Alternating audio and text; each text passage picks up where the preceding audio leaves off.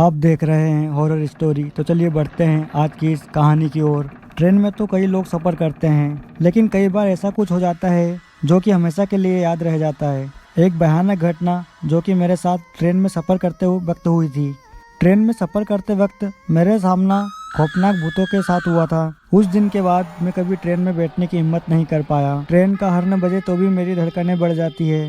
मेरे साथ यह दर्दनाक घटना तब घटी थी जब मैं अपने दोस्त बिकुल और प्रदीप के साथ शिमला घूमने जा रहा था। हमने अचानक घूमने का प्लान बना डाला। तत्काल में ट्रेन की टिकट बुक की और फटाफट रेलवे स्टेशन भी पहुंच गए। ट्रेन का निकलने का समय हो चुका था। बकुल और प्रदीप भी ट्रेन में चढ़ गए और मैं नाश्ता पैक करने के चक्कर में लेट हो गया। मुझे जोर से बाथरूम लगी थी, तो मैं इधर रेलवे स्टेशन के पास ही कोने में खड़े होकर पेशाब करने लगा। तभी अचानक मुझे किसी अनजान शक्ति ने जोर से चाटा मारा।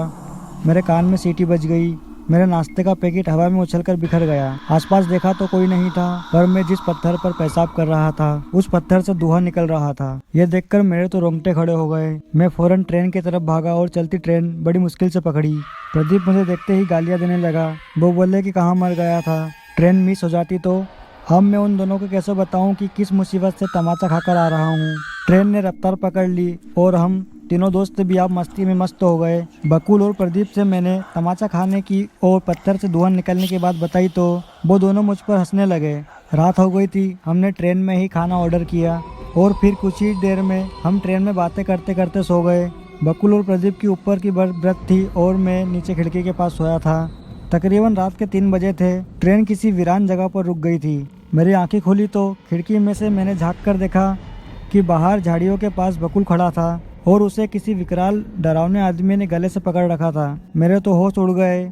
मैं फौरन प्रदीप को जगाने लगा तो देखा कि प्रदीप भी अपनी बर्थ सीट से गायब है। मैंने फिर से खिड़की में जाकर देखा तो देखा कि प्रदीप को भी इस बकुल के पास ही किसी चुड़ैल जैसी डरावनी औरत ने जमीन पर गिरा रखा था। मैं अपने दोस्तों की मदद के लिए फौरन ट्रेन से भागता और ट्रेन से नीचे उतरता और तभी अचानक देखा तो बकुल और प्रदीप गायब हो गए और वो दोनों विकराल व्यक्ति भागकर मेरे पास आ गए। अब उस चुड़ैल जैसी औरत और उस डरावने विकराल आदमी ने मुझे पकड़ रखा था। डर का आलम यह था कि मेरी हलक सूख चुकी थी और मेरे मुंह से आवाज तक नहीं निकल रही थी। वो चुड़ैल जैसी औरत बोली कि हम दोनों रेलवे स्टेशन से तेरा पीछा कर रहे हैं। हमारे रहने की जगह को तूने गंदा किया है, इसलिए अब हम तुझे अपने साथ ले जाएंगे और तेरे खून से अब वो जगह साफ करेंगे। इतना बोलकर वो दोनों मुझे झाड़ियों में खींचने लगे। मैं तो अधमरा हो गया था, फिर भी भागने की कोशिश कर रहा था, पर मुंह से आवाज निकले तो कोई मेरी मदद को आए। तभी अचानक ट्रेन ने हॉर्न बजा और वो दोनों रहस्यमयी भूतिया लोग मेरा हाथ झटक कर भाग गए। तुरंत ही ट्रेन की तरफ भागा और ट्रेन में घुस गया। अब ट्रेन चलने लगी और मैं चुपचाप अपनी सीट पर जाकर सो गया। मेरी धड़कनें काफी तेज थी, फिर भी मैंने डरते डरते खिड़की में झांकी लिया। तभी देखा तो वह विकराल आदमी और चुड़ैल की जोड़ी सामने झाड़ियों में ट्रेन के साथ साथ दौड़ रही थी और उन दोनों का मुंह मेरी तरफ ही था। अब मैं खौफ से आतंकित था। मैं दहाड़े मारकर रोने लगा और चीखने भी लगा। हमारे डिब्बे के सारे मुसाफिर जाग गए। तभी देखा कि बकुल और प्रदीप दोनों कमीने दोस्त अपनी सीट से नीचे उतरते हैं। वो बोले कि हम तो उठे ही नहीं हैं, अपनी सीट पर ही सोए हुए थे। जबकि मैंने उन दोनों को ट्रेन में ना पाकर ही उनको बचाने के लिए ही ट्रेन से नीचे उतरने का जोखिम लिया था। फिर सब ने मुझे शांत कराया तो दोनों दोस्त फिर पूरी रात जागते हुए मेरे पास ही बैठे रहे। हम तीनों दोस्त शिमला घूमे, पर यह ट्रेन की दर्दनाक घटना मुझे पागल किए जा रही थी। घर वापसी हमने बस में की। घर आने के बाद भी वो भूतिया जोड़ी मुझे डराती रहती थी। एक दिन मैंने अपने पिता से मदद मांगी। पिताजी मुझे फौरन उस जगह पर ले गए जहाँ पर मैंने पेशाब किया था।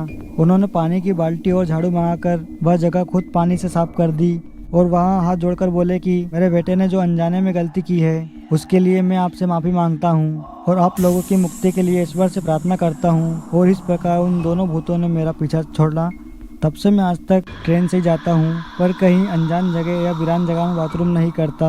तो यह था मेरा ट्रेन का खौफनाक सफ़र। तो आपको ये कहानी कैसी लगी? कहानी अगर अच्छी लगी हो तो वीडियो को लाइक और सब्सक्राइब जरूर करें।